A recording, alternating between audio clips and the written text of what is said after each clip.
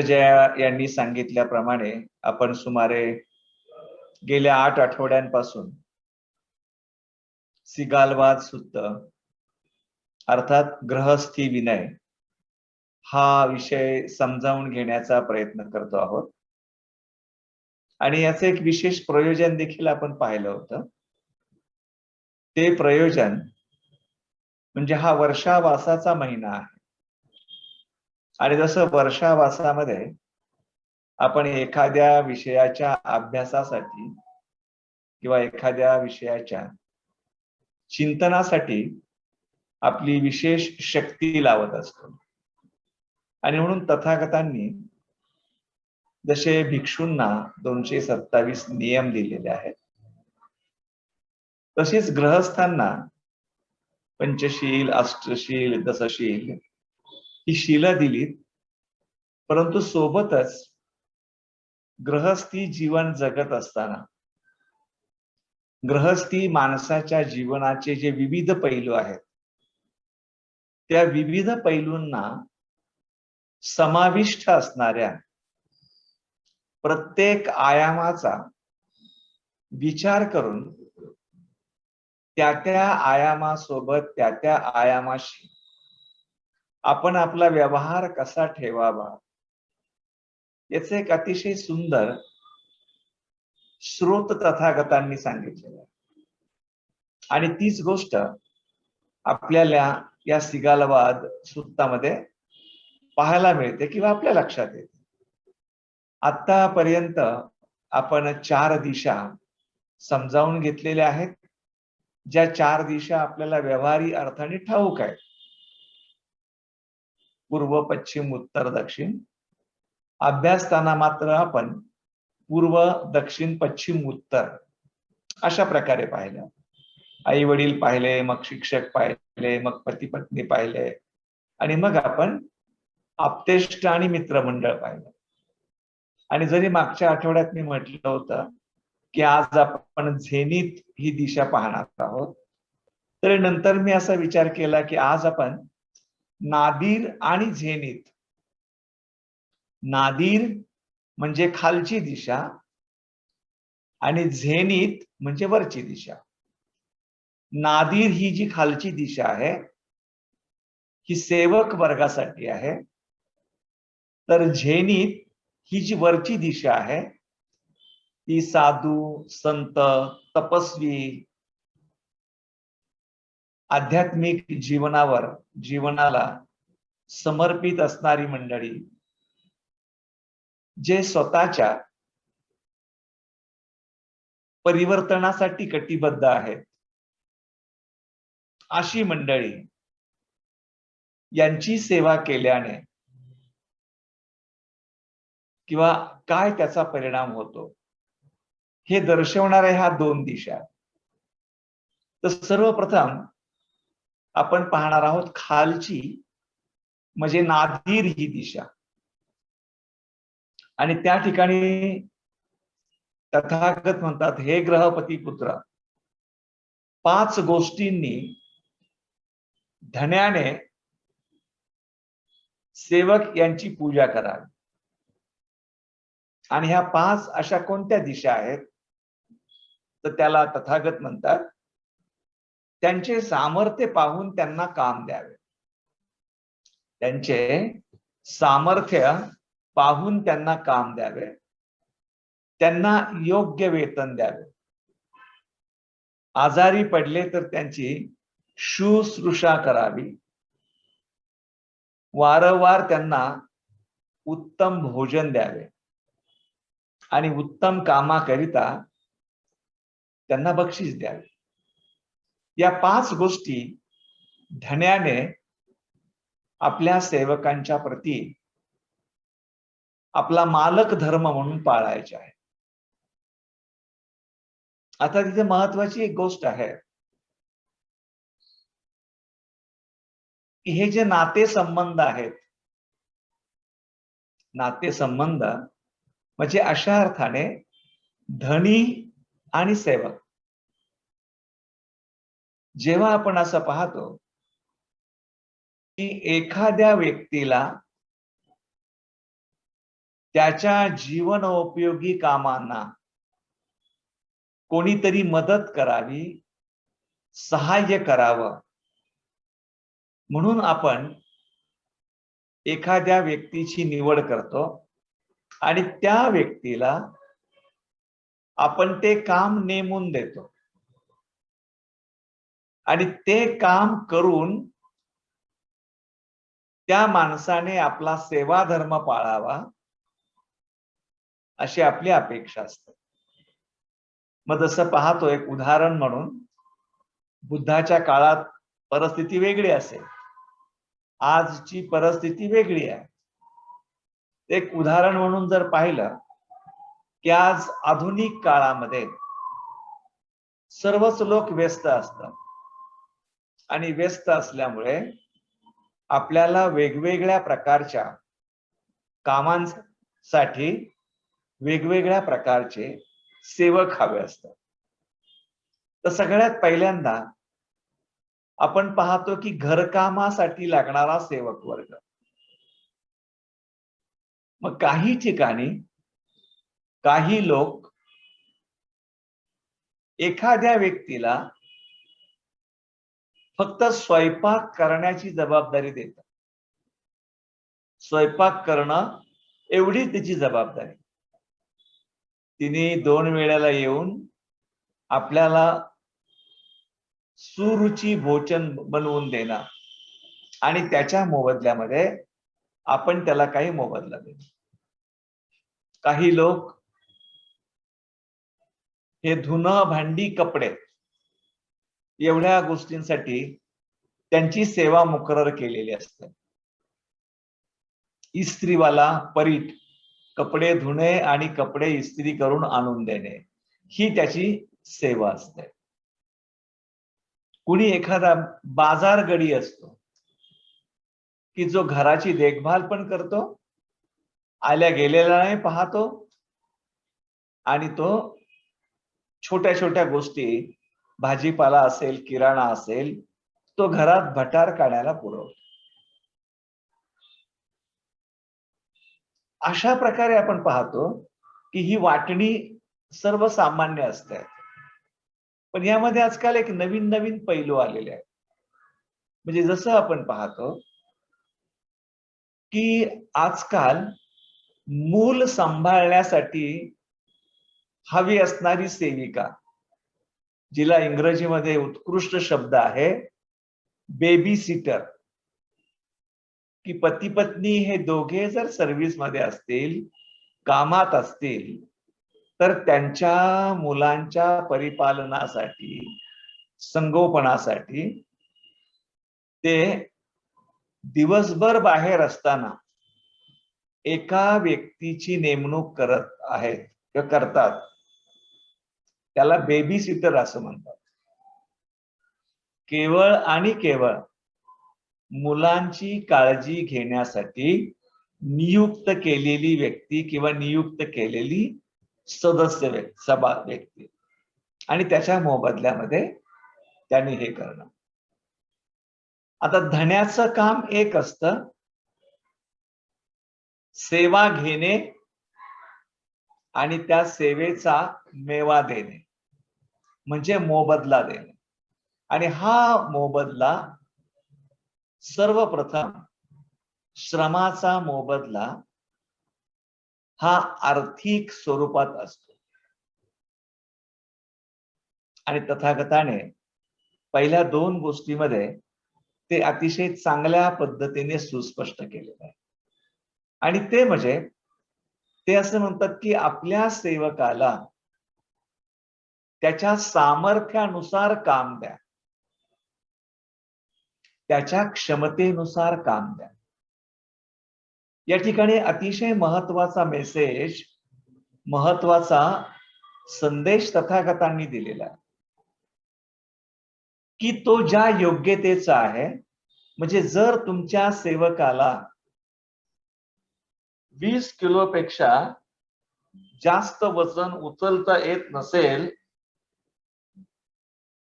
तर तुम्ही त्याच्या पाठीवरती 30 किंवा 35 किलोचा बोजा टाकू नका. त्या बोजाने तो खचेल, त्याच्यामुळे त्याला पीडा होईल, त्याला शारीरिक त्रास होईल. म्हणजे या ठिकाणी श्रमाचा एक प्रकारे विचार केलेला आहे, क्षमतेचा विचार केलेला आहे, कोणावर अन्याय होणार नाही याचा विचार केला गेला. नाहीतर आपण पाहतो की बऱ्याचदा श्रमिकांच्या श्रमाची चोरी केली जाते, बळजबरी केली जाते, त्यांच्यावर अत्याचार केला जातो. मग एक तर त्यांना जास्त वेळ राबवून घेतलं जातं, जास्त वेळ ठेवून घेतलं जातं, जास्त वेळ ठेवल्याचा मोबदला दिला जात नाही, किंवा दिला तर अत्यंत अत्यल्प असतो, किंवा जास्त क्षमतेचं काम दिलं जातं. म्हणून भगवंत म्हणतात, समोरच्या सेवकाच्या चष्म्यातूनच पाहू नका, तर त्याला आपल्याला माणूस म्हणून पण पाहता आलं पाहिजे, त्याची क्षमताही लक्षात आली पाहिजे, त्याची गरजही लक्षात आली पाहिजे, आणि या सगळ्यांची सांगड घालून आपल्याला त्याच्याशी व्यवहार ठेवता आला पाहिजे. म्हणून काम देताना सेवकाची क्षमता पाहून द्या. दुसरी गोष्ट ते म्हणतात, त्याने जेवढं काम केलं असेल त्याच्या श्रमाला योग्य मोबदला द्या. काटकसर करू नका, श्रमाची चोरी करू नका. योग्य मोबदला देणं म्हणजे जेवढा वेळ ज्या दर्जाचं काम त्या माणसाने केलं असेल, कुठेही आपण त्याच्या मेहनतीची, कष्टाची, त्याच्या घाम आणि रक्त आटवल्याची चोरी करतो आहे, त्याच्यावर आपण तो अत्याचार करतो आहे असं दिसता किंवा वाटता कामा. आणि म्हणून ते म्हणतात की त्याला योग्य मोबदला द्या, वेतन देणं. आज आपण पाहतो की सर्वदूर जगामध्ये लोकांना खूप कमी पैशात कामाला ठेवलं जातं, राबवून घेतलं जातं, त्यांच्या श्रमाची चोरी होते. आणि म्हणून या गोष्टीकडे आपण कटाक्ष ठेवला. माणुसकीच्या नात्यातून आपल्याला आपल्या सेवकाकडे पाहता आलं पाहिजे. आणि म्हणून बुद्ध म्हणतात की जर अशी व्यक्ती बिमार झाली, आजारी पडली, तर प्रसंगी आपण त्याची सेवा शुश्रूषा करू शकलो पाहिजे, त्याला दवाखान्यात घेऊन जाऊ शकलो पाहिजे, त्याला औषध आणून देऊ शकलो पाहिजे, त्याच्या औषधाचा भार आपण घेऊ शकलो पाहिजे, आजारपणाच्या काळात त्याला आराम मिळेल याची व्यवस्था करू शकलो पाहिजे, त्याचं आजारपण लवकर कमी व्हावं, लवकर दुरुस्त व्हावं, या दृष्टीने आपण त्याची काय ठेप ठेवतो आहे तेही आपल्याला पाहता आलं पाहिजे. तर अशा दृष्टीने इथे धन्याचं हे कर्तव्य आणि जबाबदारी मांडलेली आहे की आपल्या पदरी असणाऱ्या सेवकाला जर आजारपण आलं, व्याधी आली, तर त्याची आपल्याला निगराणी ठेवता आली पाहिजे. ते म्हणतात की वारंवार त्याला उत्तम प्रकारचं भोजन देणे. आता जेव्हा आपण धनी आणि सेवक या नात्याचा विचार करतो, तर बऱ्याचदा अशी जी सेवा देणारी माणसं आहेत, ही सेवा देणारी माणसं गरीब असतात. आणि ही सेवा देणारी माणसं अधिक काळ, जास्त वेळ ही धन्याच्या घरी, त्याच्या हवेलीत, त्याच्या वाड्यात अधिक काळासाठी सेवेमध्ये गुंतलेली असते. आणि म्हणून ही सेवा त्यांच्याकडून घेत असताना त्यांना घरी जायला विलंब होत असेल, वेळ होत असेल, तर त्यांना आपण जेवण दिलं पाहिजे, आहार दिला पाहिजे, फळफळाव दिला पाहिजे. परंतु एवढंच करून थांबता कामा नये. तर आपण आपल्याकडे, आपल्या घरी आपल्या सेवकांना चांगल्या प्रकारचं भोजन, चांगल्या प्रकारचा आहार, अर्थात आपण आपल्या घरी चांगलं चुंगलं हे अधिक तर सणावाराला करतो, विशेष प्रसंगी करतो. रोज चांगलं जेवण असतंच, नाही असं नाही, पण सणावारांना विशेष असतं, स्पेशल असतं. परंतु एक मानसिकता अशी असते, एक मानसिकता अशी असते की आपल्या सगळ्यांचं खाऊन झाल्यानंतर उरलं तर आपण ते आपल्या सेवकांना फ्रीज मध्ये ठेवलेलं दुसऱ्या दिवशी शिळं अन्न ते गरम करून खाऊ घाल. काल स्पेशल केलं होतं, पण संध्याकाळी तुम्ही लवकर गेलात म्हणून हे तुमच्यासाठी ठेवलेलं आहे, आता खा. खरं तर जेव्हा आपण काही आपल्याकडे चांगलं चुंगलं बनवतो, विशेष बनवतो, तर आपण एक शिरस्ता ठेवला पाहिजे की आपल्या सेवकाला आपण सर्वप्रथम एक ताट करून देणं आणि त्याला खाऊ घालणं.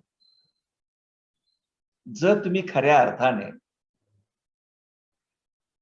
तुमच्या सेवकांच्या प्रती काही आपलेपणा ठेवत असाल, मला अजूनही माझ्या तरुणपणातली एक गोष्ट आठवते. मी 1978 साली 1 वर्षाकरता माझ्या चुलत्यांसमवेत भुसावळला राहायला होतो. माफ करा, भुसावळ हे मुख्य स्टेशन आहे, परंतु भुसावळच्या जवळ एक वरणगाव फॅक्टरी होती. त्या ठिकाणी माझे चुलते हे अम्युनिशन फॅक्टरीमध्ये सर्व्हिसला होते. ज्या सरकारी क्वार्टरमध्ये आम्ही राहत होतो, त्या क्वार्टरमध्ये अंमळनेरचे की कुठले एक गृहस्थ होते, लेवा पाटील. त्यांचं नाव होतं मदन पाटील. अतिशय स्ट्रॉंग व्यक्तिमत्व. त्या संपूर्ण एरियामध्ये, इलाक्यामध्ये लोक त्यांना थरथरा कापायचे, घाबरायचे. पण त्यांचा एक अतिशय चांगला स्वभाव होता, जो स्वभाव पाहून मी त्यांच्या व्यक्तिमत्वामुळे अतिशय प्रभावित झालो होतो. आणि ते म्हणजे ते कोणत्याही भिकाऱ्याला आपल्या बायकोला किंवा मुलांना शिळं जेवण वाढू देत नव्हते. ते घरात असताना जर भिकारी आला, त्याने आवाज दिला जवळपास पुढे, तर ते मुलाला पाठवून त्या भिकाऱ्याला घरात बोलवून घ्यायचे, बसवायचे आणि जे जेवण ते खायचे तेच ताट बायकोला त्यांना बनवून द्यायला लावायचे आणि समोर बसवून त्या भिकाऱ्याला ते पोटभर जेवण चारायचे. त्या बिल्डिंग मधल्या अनेक लोकांना त्यांचं हे वागणं विचित्र वाटायचं. परंतु जेव्हा मी धम्माचा अभ्यास करू लागलो तेव्हा मला असं वाटायचं की तो माणूस धार्मिक असेल किंवा नसेल मला माहित नाही, पण हे मूलभूत मानवी धर्म तो किती चांगल्या पद्धतीने पाळत होता. पण बऱ्याचदा भिकाऱ्याच्या झोळीत आपण आंबलेलं, इटलेलं, चिंबलेलं जे इतर कोणी खाणार नाही ते देत असतो. आणि याच्यातून आपण आपल्या मनुष्यपणाचा एक भिकारपणा दाखवत असतो की मनुष्य म्हणून मी किती भिकारी प्रवृत्तीचा आहे, कारण मी भिकाऱ्याला ते देत आहे जे मी खाऊ शकत नाही, त्याची मला दुर्गंधी येते, जे मला आंबट वाटतं. आणि म्हणून या ठिकाणी तथागत जे म्हणतात की त्यांना वारंवार उत्तम भोजन देणं. आणि म्हणून आपल्याला हा गोष्टीचा एक वेगळ्या पद्धतीने विचार करता आला पाहिजे.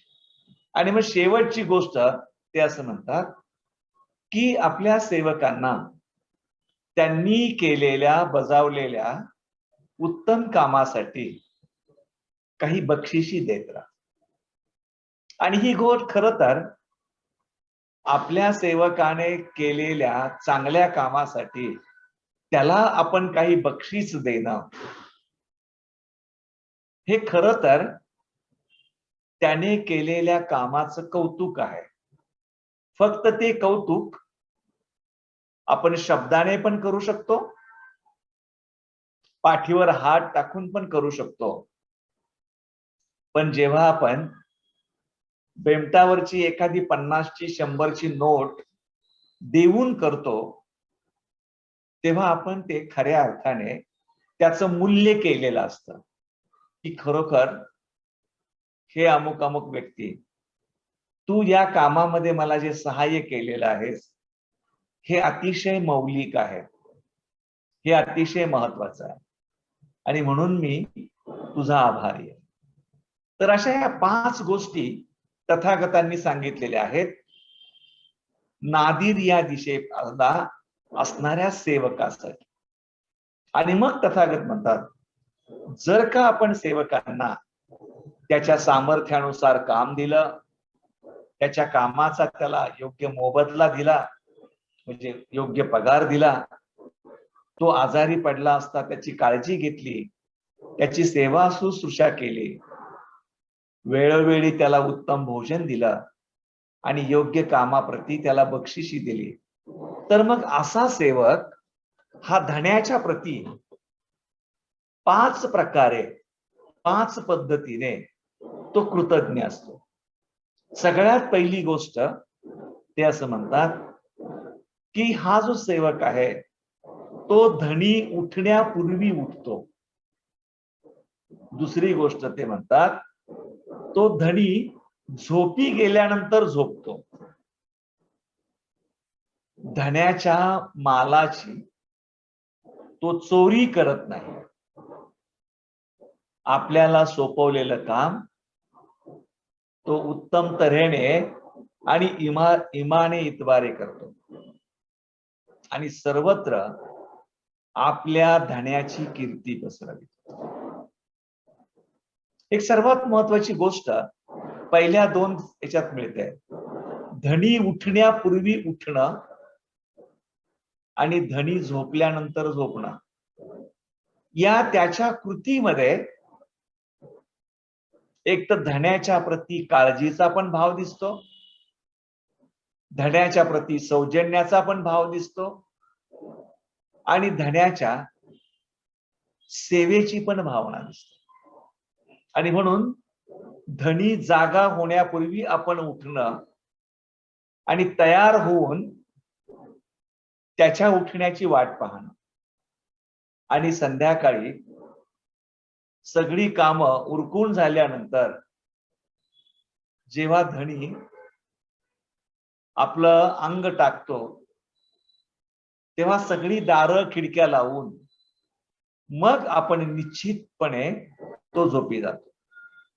कारण आपला इमानदार सेवक आहे, तो दारं लावेल, खिडक्या लावेल, नळ बंद करेल, याची भ्रांत तो धन्याला ठेवत नाही. आणि म्हणून सकाळी लवकर उठणं, संध्याकाळी धडी झोपल्यानंतर झोपणं, ही 2 कामं ते म्हणतात हा चांगला सेवक करत असतो. तो घरामध्ये चोरी करत नाही. अतिशय महत्वाची गोष्ट आहे. सेवक वर्ग हा पराकोटीचा गरीब असतो आणि गरीब असल्यामुळे तो गरजवंत असतो. त्याला नेहमीच गोष्टी हव्या असतात आणि त्यामुळं जी गोष्ट दिसेल आणि त्या गोष्टीकडे धण्याचं किंवा घरातल्या कोणाचं लक्ष नाही असं दिसलं की ती वस्तू उचलण्याचा किंवा घेण्याचा हा कल असतो, ती प्रवृत्ती असते. आणि ही प्रवृत्ती हीच धन्या किंवा धनी वर्गामध्ये आणि सेवक वर्गामध्ये अविश्वास निर्माण करतात. आणि ज्या ठिकाणी सेवक आणि मालक यांच्यामध्ये अविश्वास आहे तिथे कधीच ते नातं सुदृढ नसतं, चांगलं नसतं. परंतु या ठिकाणी मात्र जर आपण आपल्या सेवकाशी माणुसकीचं, सौजन्याचं, चांगुलपणाचं, विश्वासाचं, दिलदार असं जर नातं प्रस्थापित केलं तर आपला जो सेवक आहे तो गरीब असल्यामुळे त्याला गरज वाटेल तेव्हा तो आपल्याकडून 2 पैसे मागू शकतो, एखादी वस्तू मागू शकतो, पण तो कधीही 2 पैशाची चोरी करणार नाही किंवा एखाद्या वस्तूची चोरी करणार नाही. कारण त्याचा हा विश्वास असतो की मला एखादी गोष्ट हवी असेल तेव्हा माझा धनी मला नक्की देणार आहे. मला पैसे देऊ शकतो, मला चीज वस्तू पण देऊ शकतो. आणि म्हणून एकदा धण्यामध्ये आणि सेवकामध्ये ते म्युच्युअल समजूतदारपणाचं आणि समजुतीचं नातं प्रस्थापित झालं तर आपण पाहतो की कधीही अशा प्रकारचा जो सेवक आहे हा धन्याच्या संपत्तीला, सोन्या नाण्याला, पैसा अडक्याला हात लावत नाही, स्पर्श करत नाही. ही खूप मोठी गोष्ट असते. आणि म्हणून ही तिसरी गोष्ट आहे की तो चोरी करत नाही. आणि जशी चोरी पैशाची असते, चोरी वस्तूंची असते, तशी चोरी कामाची असते. म्हणजेच तो काम चुकार होत नाही, काम चुकार राहत नाही, तर त्या धन्याने सांगितलेली कामं तो इमाने इतबारे आणि चांगल्या प्रकारे करतो, चांगल्या पद्धतीने करतो, मन लावून करतो, जीव लावून करतो, स्वतःचं काम आहे असं समजून करतो. कारण त्याचा धन्याचा त्याच्यावर विश्वास असतो की माझ्या सेवकाने मला विश्वास दिलेला आहे, तो हे काम करेलच. आणि म्हणून कोणत्याही प्रकारे कामामध्ये कचुराई न करता, दिरंगाई न करता, बेजबाबदारपणाने न वागता तो आपल्याला दिलेलं काम इमानदारीने, गुणवत्तेने आणि जबाबदारीने पार पाडण्याचा प्रयत्न करतो. आणि हे करत असताना तो जिथे कुठे जाईल, ज्यांच्याशी त्याचा संपर्क येईल, त्या प्रत्येकाला तो कौतुकाने आपल्या धन्याप्रती असणाऱ्या चांगुलपणाविषयी, त्याची कीर्ती, त्याची प्रशंसा, त्याचं गुणगान तो त्याच्या मित्रांमध्ये, त्याच्या नातेवाईकांमध्ये धन्याने ज्या ठिकाणी पाठवलंय त्या कामामध्ये तो करत असतो, तो साध्य करत असतो. तर हे 5 प्रकारे आपण पाहतो की सेवक हा धन्याच्या प्रती जागृत राहून धनी उठण्यापूर्वी उठणं, धनी झोपल्यानंतर झोपणं महत्वाचं काम आहे. धन्याच्या मालाचे चोरी न करणं, त्याने सांगितलेलं काम उत्तम प्रकारे जबाबदारीने करणं, आणि शेवटची 5वी गोष्ट की आपल्या धन्याची कीर्ती पसरवणं. एवढं महान काम हा सेवक करत असतो. तर ही अशा रीतीने आपण पाहतो की जी खालची म्हणजे नादीर दिशा आहे ती महत्वाची आहे. आणि मग तथागत सिगाला ऊर्ध्वगामी म्हणजे वरची जी दिशा आहे, जिला झेनित असं म्हटलेलं आहे, त्याविषयी सांगतात. आणि मग ते म्हणतात ही झेनीर जी दिशा आहे ती साधू संतांसाठी आहे, ज्यांच्या जीवनाचं ध्येय, गोल, लक्ष हे जीवनात काहीतरी पारंगत होण्याचं आहे, परिवर्तन साधण्याचं आहे, पारमार्थिक बदल घडवून आणण्याचा आहे. थोडक्यात ज्यांनी आपलं जीवन परोपकारासाठी समर्पित केलेलं आहे, अशी जी मंडळी आहेत, यांची जीवनाची जी अवस्था आहे ती सर्वसामान्य माणसाच्या मनोअवस्थेपेक्षा थोडी उंचावलेली आणि थोडी विकसित असते. आणि म्हणूनच ते वरच्या दिशेला दाखवलेले आहे, ऊर्ध्वगामी दाखवलेले आहे. अशा लोकांसाठी, अशा लोकांची पूजा करण्यासाठी ज्या 5 पद्धती तथागत बोलतात सिगालाशी, त्यामध्ये ते असं म्हणतात, त्यांचा देहाने आदर करावा, वाचेने आदर करावा आणि मनाने आदर करावा. केवळ आदरासाठी 3 गोष्टी सांगितलेल्या आहेत: आदर देहाने, आदर वाचेने, आदर मनाने. ज्याला आपण असं म्हणू शकतो, काया वाचा मनाने अशा दिग्गज लोकांचा आपण आदर करणे. 5वी गोष्ट ते म्हणतात, त्यांना काही लागल्यास द्यावे. माफ करा, 4थी गोष्ट. आणि 5वी गोष्ट ते सांगतात की त्यांना भिक्षेस आले असता आडकाठी करू नये. आपल्या दैनंदिन जीवनामध्ये जर ते भिक्षाटनासाठी आले असतील तर त्यांना तुम्ही आडकाठी करू नये. पहिल्या 3 गोष्टी आपण पाहू.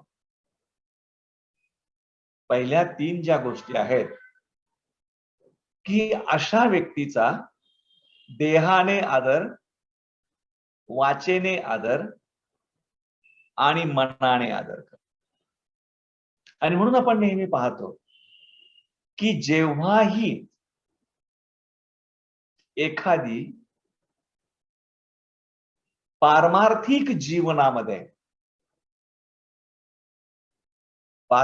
जीवनामध्ये प्रयत्नशील असणारी व्यक्ती आणि जी आपल्यापेक्षा खरोखर सचोटीने प्रयत्न करते, अशी व्यक्ती जेव्हा आपल्याला दिसते तेव्हा आपल्याला सांगावं लागत नाही, आपण सहजपणे आपला देहबोलीमधून आपला आदर प्रकट करत असतो. समजण्यासाठी म्हणून उदाहरण सांगतो की जेव्हा सारनाथ मधील मृगदाय वनात तथागत पोहोचले तेव्हा तथागतांपासून वेगळे झालेल्या या पाचही पारिवराजकांनी त्यांना भ्रष्ट समजलं. आणि जेव्हा त्यांनी तथागताला त्यांच्याकडे येताना पाहिलं तर ते हेच म्हटले, अरे पहा, तो भो गौतम येत आहे,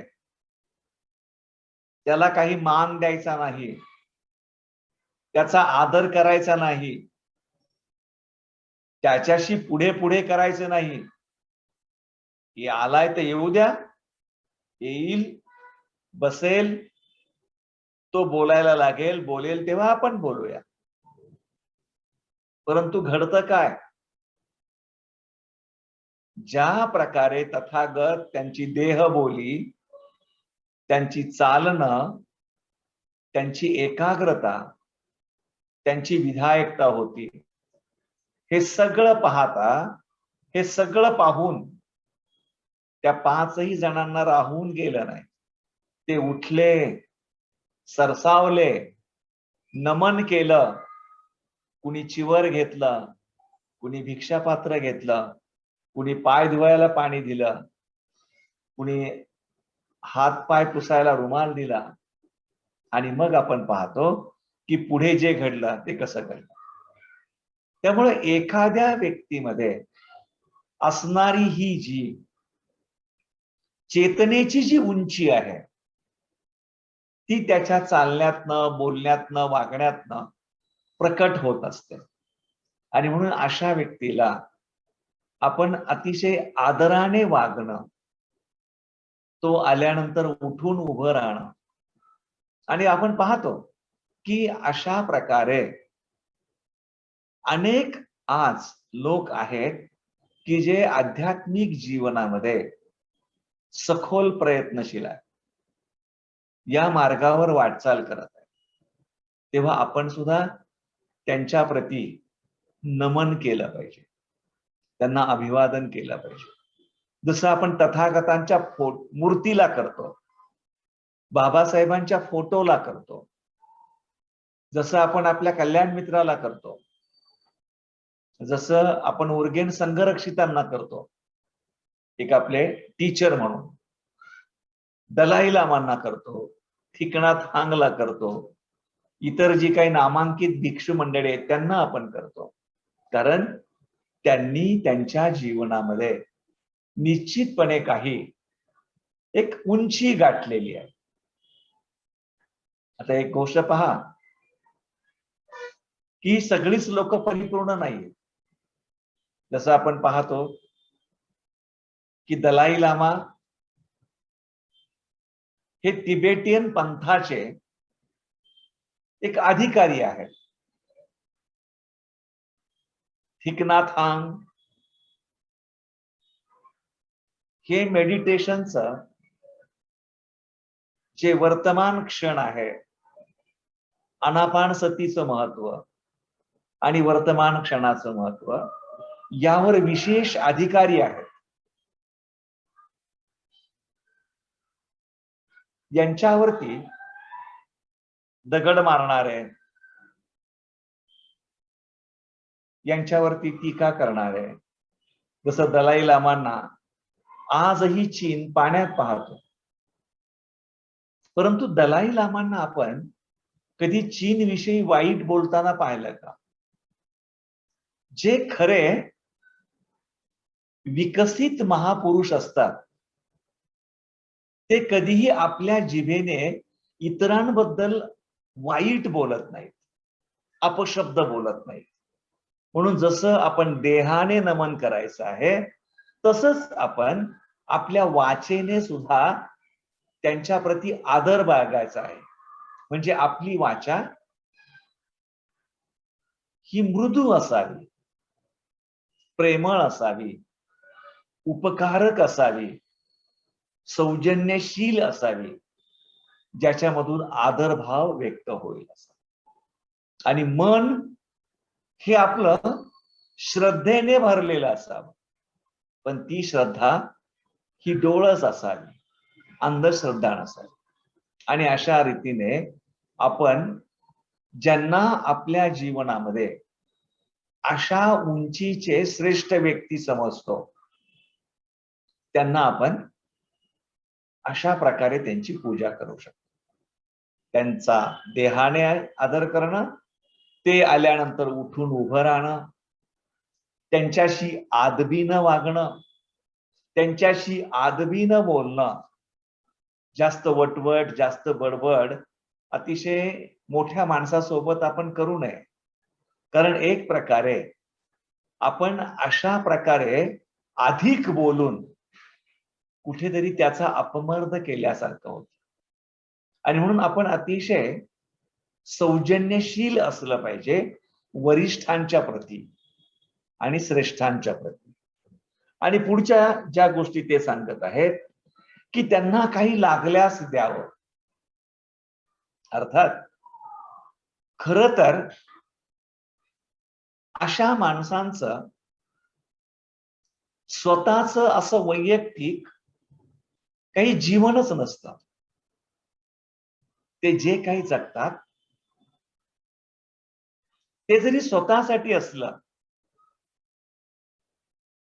तरी त्यांचं असणं हे इतरांच्या कल्याणासाठी आणि इतरांच्या भल्यासाठी आहे. आज आपण पाहतो ना की हे जे विश्व आहे, हा जो संसार आहे,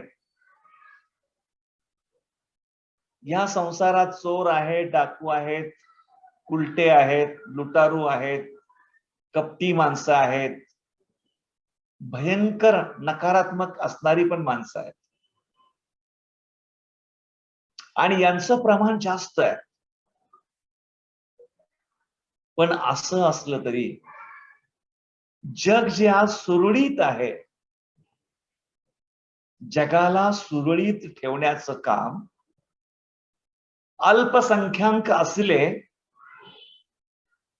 तरी ज्यांच्या सद्वर्तनाची, सदाचाराची शक्ती ही दुराचारी लोकांपेक्षा कित्येक पट अधिक आहे, म्हणून जगाचं संतुलन टिकून आहे. आणि म्हणून आपण पाहतो की टीका करणारे, शिव्या देणारे आणि कपट करणारे असे 30 लोक एका बाजूला असतील आणि शांतपणे आपल्या मौनामधून लोकांना अभयदान देणारा एखादा साधू एका बाजूला असेल तर त्या एका साधूचं वजन, त्याचं सामर्थ्य त्या 30 लोकांचं बळ कमी करू शकतो. एक साधी गोष्ट आहे, अंगावर परीट घडीची पांढरी कापडं घातलेले 50 राजकीय बंडखोर नेते आणि सदाचाराचा अंगरखा पांघरलेला एक साधा बैरागी,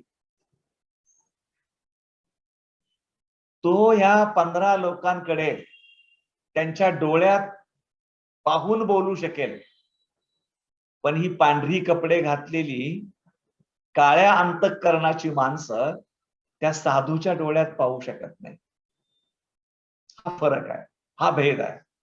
आणि म्हणून आपल्याला अशा लोकांना त्यांचं जीवनमान टिकून राहावं, त्यांच्या गरजा भागाव्यात, म्हणून आपण त्यांना जे हवंय ते दिलं पाहिजे. ते मागतील ते देण्यापेक्षा त्यांच्या गरजा पूर्ण होतील असं ते दिलं पाहिजे. आणि जी गोष्ट तथागत म्हणतात की त्यांच्या भिक्षेत अडसर निर्माण करता का. खर तर एखाद्या पवित्र जीवन जगणाऱ्या माणसाच्या वाटेत काही अडथळा निर्माण करणं हेच महापातक आहे. आणि अशा माणसाच्या भिक्षेत अडथळा निर्माण करणं म्हणजे त्याच्या उदरनिर्वाहावरती घाला घातल्यासारखं. आणि म्हणून त्या गोष्टी तशासारखं अकुशल कर्म करता कामा नये. म्हणून ते म्हणतात झेनीत अर्थात वरच्या दिशेची पूजा म्हणजे त्या साधू संत, ती पवित्र माणसं, त्यांचा आपण देहाने आदर करावा, वाचेने आदर करावा, मनाने आदर करावा. काया वाचा मनाने आपण जे तथागतासमोर नतमस्तक होतो, हे त्याचं एक प्रतीक आहे, त्याचा एक तो सिंबॉल आहे. आणि मग त्यांना जे काही हवं नसेल, हवं नको असेल ते द्यावं आणि त्यांच्या भिक्षेच्या मार्गात अडथळा होऊ नये. आणि असं जर केलं तर मग ते म्हणतात असे लोक आपल्याला 5 प्रकारे ते आपल्यावरती उपकारक होतात आपल्याला. आणि त्याच्यातील पहिली गोष्ट त्यांनी सांगितली, ते पापापासून आपलं निवारण करतात. जर सर्व दिशांचा अभ्यास आपल्या स्मरणात असेल तर हीच गोष्ट आपण पूर्व दिशेचा अभ्यास करत असताना आई वडिलांच्या 5 कर्तव्यापैकी हे पहिलं कर्तव्य म्हणून सांगितलेलं आहे की आपल्या मुलांचं पापापासून निवारण करणं आणि आपल्या मुलांना सद्वर्तन, सदाचार, कल्याणकारी मार्ग दाखवणं.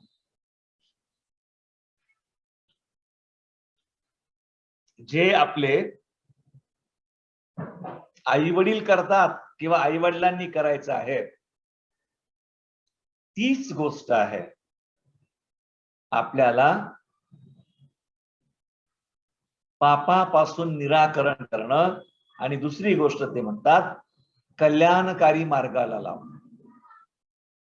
आता एक महत्वाची गोष्ट आपल्याला या 2 ठिकाणी पाहायला मिळते किंवा दिसते की खरं तर आपण जेव्हा आईवडिलांच्या सहवासात राहतो आणि आईवडिलांशी आपली जी केमिस्ट्री असते, जी मिळणं जुळणं असतं, त्यामुळं आईवडिलांनी आपल्याला वाईट करू नको आणि चांगलं कर असं जेव्हा सांगितलं जातं तेव्हा कधी कधी आपल्याला ते पटत नाही. कारण आपण आईवडिलांना वेगळं पाहू शकत नाही.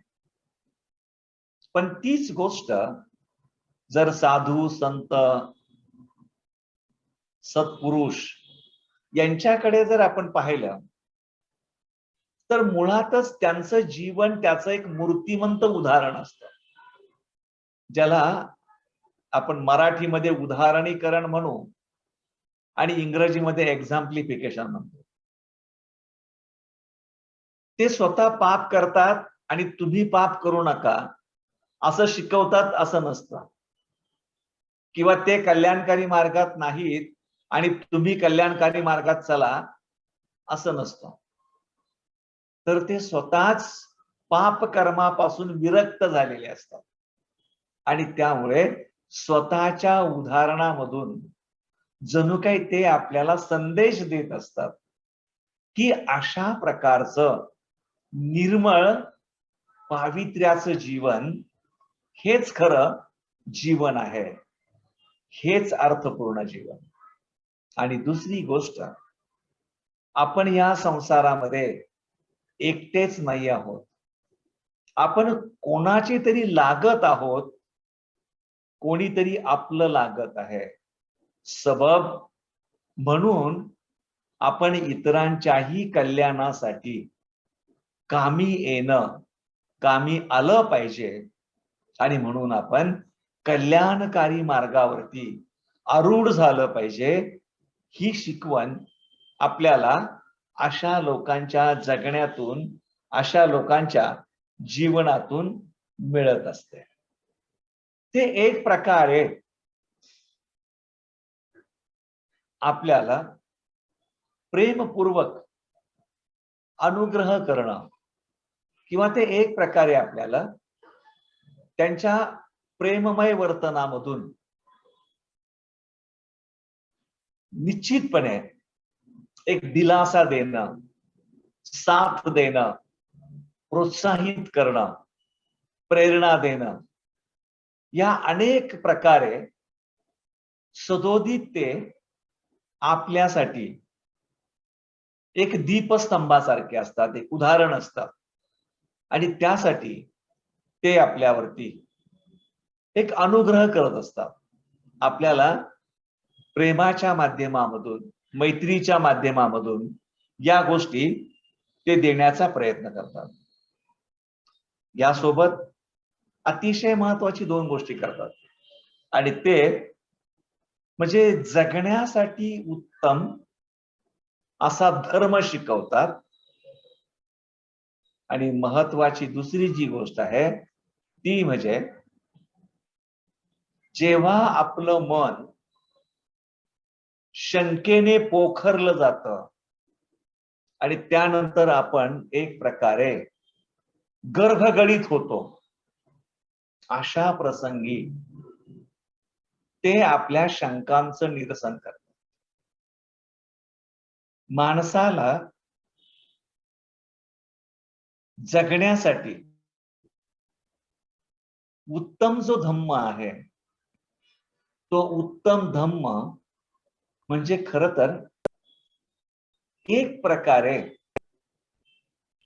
चांगल्या व्यक्तीचा सहवास याच्यापेक्षा अलीकडे काय असू शकतो. भगवान बुद्ध आणि त्याचा धम्म असेल,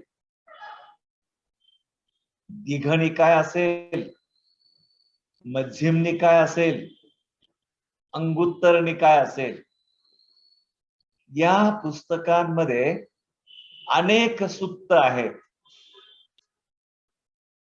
जसं आपण पाहिलं की हा करोना झाल्यापासून आपण करणीय मेत्ता सुत्ताचा अभ्यास केला, महामंगल सुत्ताचा अभ्यास केला, आपण रतन सुत्ताचा अभ्यास केला. 101 शिकवणी आहेत. परंतु सगळ्यात जास्त मदत आपल्याला कोणाची आणि कशाची झाली, तर सगळ्यात जास्त मदत आपल्याला जवळ असणाऱ्या खऱ्या मित्राची झाली. कारण पुस्तकामधला धम्म हा गोठवलेला धम्म असतो. ते शब्द असतात केवळ,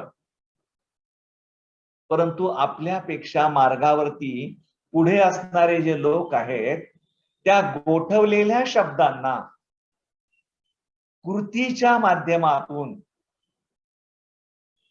एक आकार देत असतात, त्याला जिवंत करत असतात आणि तो आपल्याला जगून दाखवत असतात.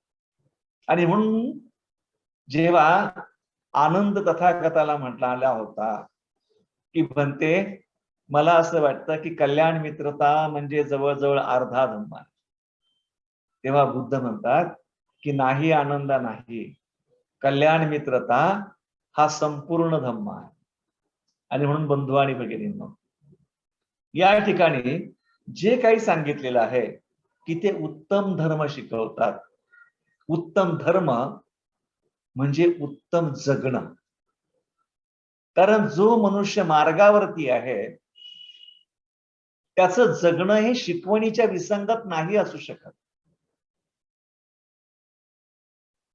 भलेही एखादा मनुष्य बुद्धत्वापर्यंत परिपूर्ण नाही होऊ शकत, तो घसरू शकतो, तो पडू शकतो, त्याच्या हातून चुका होऊ शकतात. परंतु आपण पाहतो की चुकणारा माणूस पडत पडत प्रयत्न करत असतो, पण चुकणाराला पाहून त्याच्या चुकांना हसणारे 10 जण हसत हसत त्याच जागेवर उभे असतात आणि तेवढ्या वेळात चुकणारा त्याची चूक दुरुस्त करून पुढेही निघून गेलेला असतो. आणि त्यामुळे आपल्याला पाहायला मिळतं की एखाद्याचं पुण्यानुमोदन, एखाद्याचं कौतुक करणारा एखादाच माणूस भेटतो, पण एखाद्याची टर उडवणारे, एखाद्याची निंदा नालस्ती करणारे, एखाद्याच्या चुका उणिवा दाखवणारे आपल्याला डझनाने सापडतात. कारण ह्या शेवटी प्रवृत्ती आहे, या शेवटी एक मानसिक धारणा आहे, ज्या धारणा घेऊन माणसं जगतात, जरी ही माणसं धर्म मार्गावर असली तरी सुद्धा. आणि म्हणून या ठिकाणी धर्म जो आहे, हा धर्म हा जगण्यातून उत्तम प्रकारे शिकवू शकतो, आपण दाखवू शकतो.